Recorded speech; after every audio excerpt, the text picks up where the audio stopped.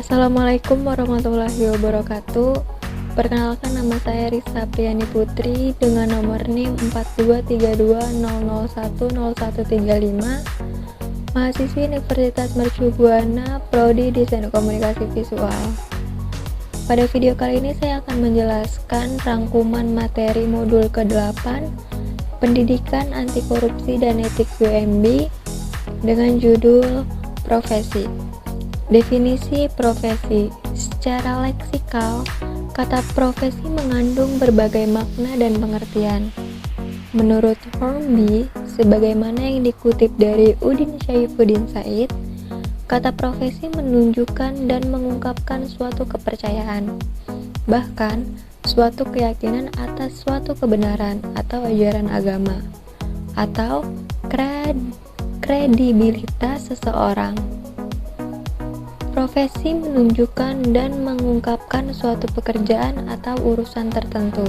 Secara etimologi, profesi berasal dari kata profession yang berarti pekerjaan. Profesi adalah bidang pekerjaan yang dilandasi pendidikan keahlian seperti keterampilan, kejujuran, dan sebagainya. Secara istilah, profesi biasa diartikan sebagai suatu bidang pekerjaan yang didasarkan pada keahlian tertentu.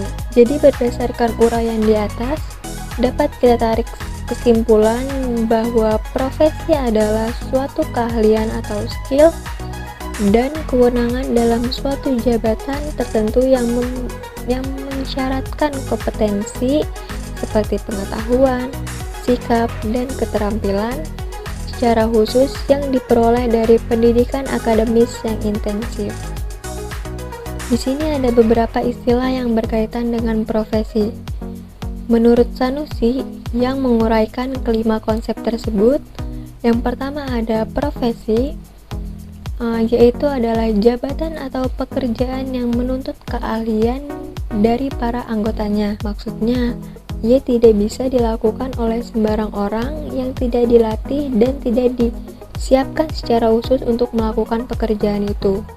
Yang kedua ada profesional. Kata profesional menunjuk pada dua hal. Yang pertama, orang yang menyandang suatu profesi. Misalnya, dia seorang profesional. Kedua, penampilan seseorang dalam melakukan pekerjaan yang sesuai dengan profesinya. Kemudian yang ketiga ada profesionalisme. Kata profesionalisme menunjuk kepada komitmen para anggota suatu profesi untuk meningkatkan kemampuan profesionalnya dan terus-menerus mengembangkan strategi-strategi yang digunakan dalam melakukan pekerjaan yang sesuai dengan profesinya. Yang keempat ada profesionalitas. Profesionalitas adalah suatu sebutan terhadap kualitas sikap para anggota suatu profesi terhadap profesinya serta derajat pengetahuannya dan keahlian yang mereka miliki untuk dapat melakukan tugas-tugasnya. Kemudian yang kelima, profesionalisasi. Kata profesionalisasi menunjuk pada proses peningkatan kualifikasi maupun kemampuan para anggotanya dalam mencapai kriteria yang standar dalam penampilan sebagai anggota suatu profesi. Kemudian ada syarat-syarat profesi. Jadi suatu pekerjaan yang disebut profesi harus memenuhi syarat-syarat tertentu. Menurut Syafruddin Nurdin, syarat-syarat yang harus dipenuhi oleh suatu pekerjaan agar dapat disebut sebagai profesi yaitu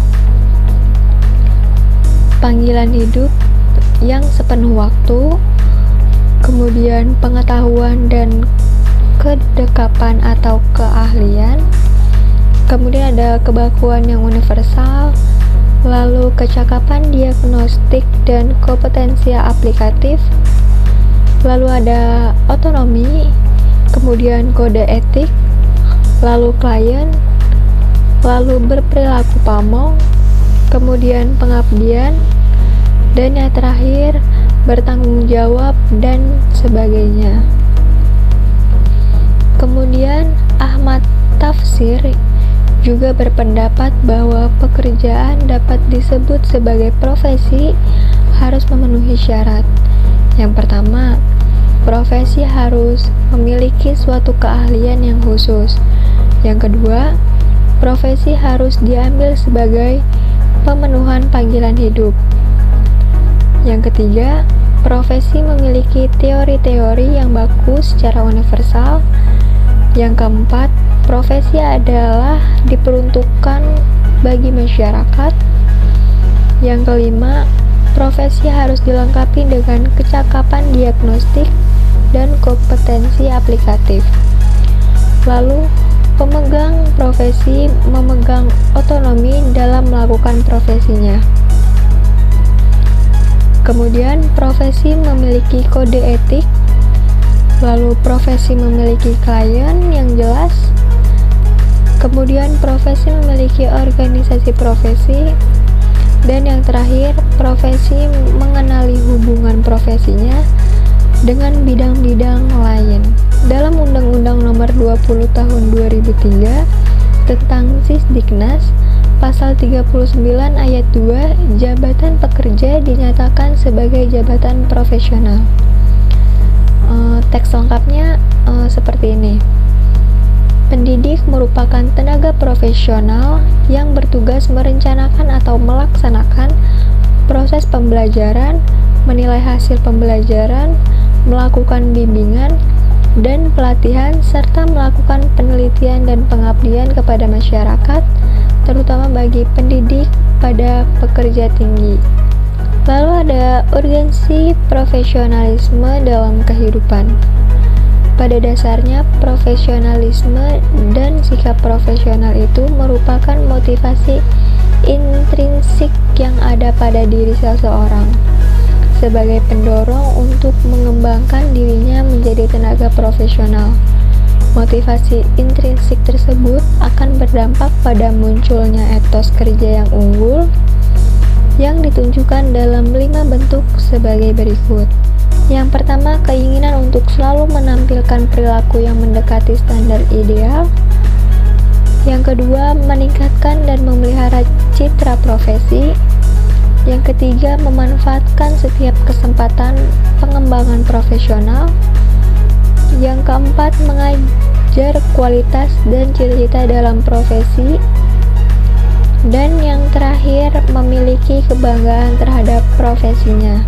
Sekian materi yang dapat saya sampaikan. Kurang lebihnya mohon maaf. Wabillahi taufiq wal hidayah. Wassalamualaikum